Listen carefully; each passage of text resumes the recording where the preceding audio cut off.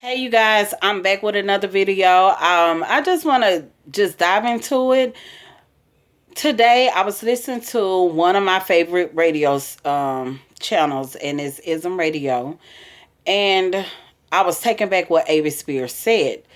Talking about people from down south, like we mentally slow and all this other stuff, and I just was like, really? But if you don't believe me, just hear it. I have it on my phone. I will say this: I'm not a fan of performing too much in the South because I just think motherfuckers is slow mentally. Oh wow! Like I'm a New York nigga. I'm a city boy. Man, So if I we feel go, you on so many levels. if we gonna match wits and play tongue tennis, I need your serve to equal mine. And some of them Southern niggas, it just. What, it go over their head or something? The yes. Goes over their head? Yeah. Okay. And like I remember one time I finished my show and I was in Memphis. And I don't want to come off bougie, but like here's my thing. I got that unique X-Man gene, which is like you look at a nigga like DMX. DMX is one way. This nigga's hood. He ain't got no other gear. This is niggas. I one time talked to X and nigga in the middle of conversation pulled a razor blade out of his mouth. God damn. Now I don't know how you talk and not cut yourself, but apparently that's a skill. You know what I mean? Yeah. So there's him. Then you got niggas like Will Smith, who can be around white people and be at the whitest function, suited, booted. Yeah. But he doesn't sell out. He still comes off authentic. Yeah. Exactly. He's just as black as X, but he has the ability to adapt. Yeah. You know what I'm saying? Without selling out. Some niggas can't, you know what I mean? Yo, X is X, you know what I mean? This nigga show up at the ball and be like, yo, ain't nobody put put some liquor in the punch. Put the liquor in the punch. You know what I'm saying? X, motherfucker's gonna be drunk. But that's X. Will put the lick in the punch, but not there. Yeah. You know what I'm saying? So I kind of came up with that ability to be who I am without doing a tap dance, and I'm just as relatable to the niggas that read versus the niggas that don't. So when I'm in the South, sometimes like I'll be selling my CD, and I remember I heard one lady say to her girlfriend bought the CD, and she go, "Hey girl, how much that CD was?" Oh. Well, our friends is coming. Well, where they is? Now listen, them my fans, them my people. Yeah. But you niggas gotta learn to read, man. Enunciate grammar. It ain't gotta be about no bougie shit. Yeah. Just save yourself the embarrassment. If I don't give a fuck if a bitch was Halle Berry in a prime fine. If I hear you go, how much that CD wool? I want no part of you. I want no part of you. No matter how fine. Just proper grammar's sexy. Because when you say how much that CD was and where they is, that means our conversations are limited. Yeah. I like to play chess. You play checkers. Yeah. And I don't mind chess every now and then. But let's be able to, Man. Now, what cities are some of the best cities? I hear D.C. is a great city to work. D.C. is phenomenal. Anywhere in Florida, particularly West Palm, Fort Lauderdale, Orlando, Miami. But that's the South. You know what I'm saying? That's the South. That's You're more not telling that? Nah. Them girls out there dressed like they don't like their fathers. But that's not the South. It's the South, but ain't the South. Yeah. You know what I'm saying? Right. It's Southeast. So there's a little bit of an East Coast flavor. A lot of people from to New York. it. LA. It's just anywhere metropolitan. Yeah. I like city shit. I like fast pace. I don't like slow down life. And I do a joke on stage when I go, the coolest thing about traveling is to let you know what you into. Okay, so basically, that's where he lost me at, because I'm just like, that's very offensive. I can get it. I can understand, like, comics are comics, and if it's a joke, it's a joke. But that wasn't a joke. He really meant and said what he said about the South. And I understand where he was coming from when he was like, how much that CD was. Hey, girl, how much that CD was. First of all, I feel like you're going to discredit the woman. She was inquiring about your product. We know that this have to be so long ago that he was, I guess, was in the South, because who still sells CDs? I don't know anybody that sells CDs now. I do know like some people have they DVDs and everything else, but CDs they have to be so long ago. But I just really didn't like that, and yeah, of course I'm gonna be offensive towards it because I am from the South. I'm from Houston, Texas. So I'm just like everybody that lives. I don't like how people cram everyone in, and it's just like, oh, to give you the stereotype like, oh, okay, well, they're mentally slow, they're mentally challenged. Everybody talk different in different areas. People on the West Coast talk different from the people on the East Coast. People talk different in the Midwest versus the people down south, up north. Just everybody have their own, I don't know if to say dialect or whatever, however they say whatever they say. Some people think that I'm from Louisiana. I get that all the time. But I'm not from Louisiana. I'm from Houston, Texas. But I was just like, for you to make it seem like that we're illiterate, that's a no-no. I just, like, he lost all cool points. I was already side-eyeing him. But a simple fact, when I told you all, I think I say put a pause in it or whatever, but he was on the Corey Holcomb show. I love Corey Holcomb. Corey Holcomb is my favorite comedian, hands down. He's funny. He gives it to you raw. And it is what it is, and he speaks his mind. But one thing about it is that one thing I know, and two for sure, he used to have so much love for Corey. I remember that I'm gonna say at the Improv, they only had like 2 shows, but they sold out so quickly that they added 2 more shows or whatever, and I was able to be one of those people to actually go to Corey Holcomb's show.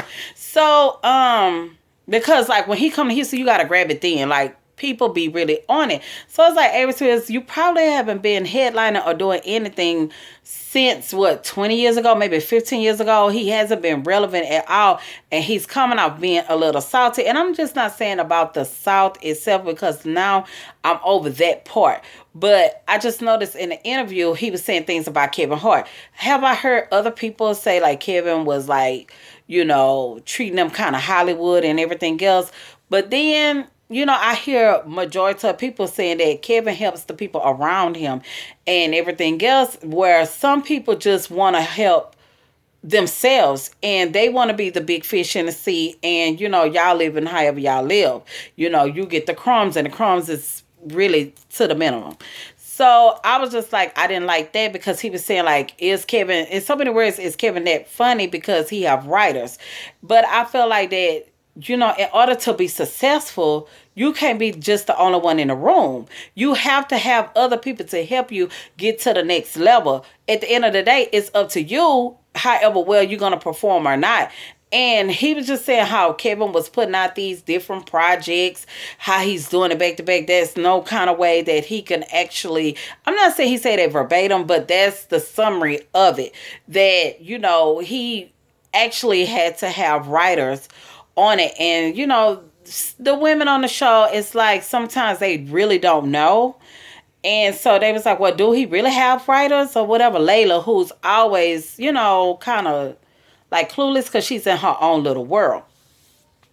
But he was like, yeah, and like Tariq say, it has been known for Kevin to have writers. Like I say, I've heard more positive things about Kevin than like he was saying, like when he tried to see Kevin, I guess at a club or something, the bodyguard let him up. And he was like, Kevin didn't even look at him in his eyes, so he just kind of like bounced. But it's like, maybe Kevin was like, I'll let you come up, but I ain't really have nothing really to say to you or whatever, because I know what you said about me. Because it just seemed like that he's a hater, and he seems to be, he say he's not a hater, but he's bitter because I really feel like because he's been blackballed.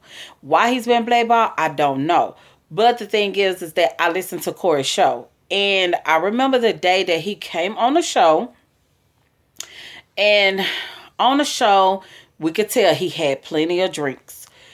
Okay, that's one thing. Two, I think Zoe had already told him. You could tell Zoe was getting irritated. The show was going past the hour. And he just kept hitting Zoe. He just kept touching Zoe. And me as a woman, I don't mind if somebody like, hey girl, oh, hey, that's right.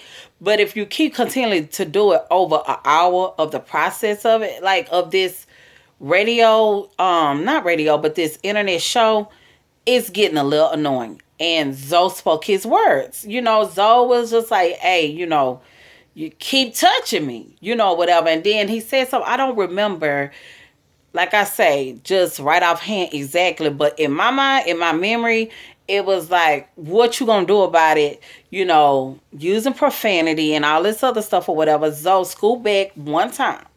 When Zoe got up, Zoe started going for the blows. And because he just had enough. And one thing I know about Zoe is that he's a calm guy. But I feel like um Aries felt like, because he was a lighter color, he has nice eyes, that he's a pretty boy and I could take him, because he was like trying to punk him. So Zoe was like, nah, I'm not gonna take this. He got up and he did what he did. So it was like he took Zoe out of his element. As long as I have been following these guys ever since the foxhole, I don't know how long that has been, but that's been some years, okay? That's been over 5 years. And one thing I can say, this is the second time that I've actually seen Zoe, like, really go ham. One time it was with Louis Dix or whatever, and it was like on Corey, I think, yeah, when they was like with the foxhole. But other than that, it's like Zoe is not a high-head person. He's very well-rounded, very intelligent brother. And that's one thing that I do love about Corey's show too, because Corey, he gives the raw and everything else. But at the end of the day, he surrounds himself with like-minded people like him that's intelligent and everything else. So I appreciate that. And I know, like, Aries, you was doing too much. But like he was saying, the down south is slow. But one thing we know is that when it comes time for somebody to want to jump at you, we know not to let nobody go behind us. Okay? I just felt like he didn't even see it coming. Like the dude told you to leave him alone. Whatever. I want to say he just got tired of it because he was doing too much that night. Like he said, it was alcohol and it was this and it was that or whatever. But at the end of the day, you're a grown man. And now it makes sense of why Corey didn't really want you up there.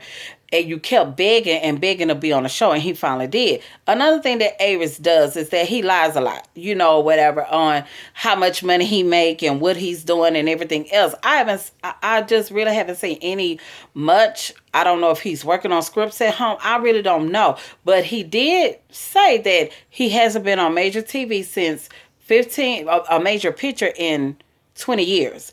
And the last time he was on Mad TV was 15 years ago. The last movie he did was Jerry Maguire. When he did Jerry Maguire, I was in school. Okay? So that just show you how long ago it was. And it's like, is it your attitude? Is it how you are as a person, and people really see you for who you are and they don't really want to deal with you? Like, yeah, you do a good impression of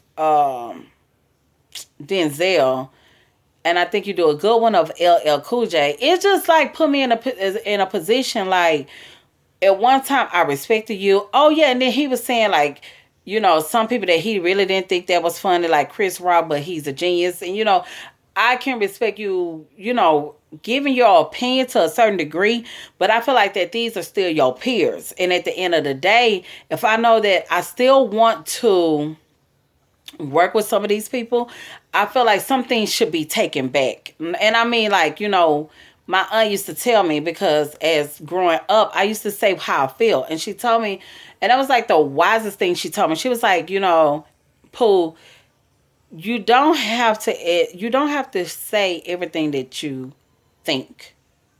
And I thought about it because she was like saying, you have to consider other people's feelings and everything else. And the thing is that one thing we do know in the South is that you never bite the hand that feeds you.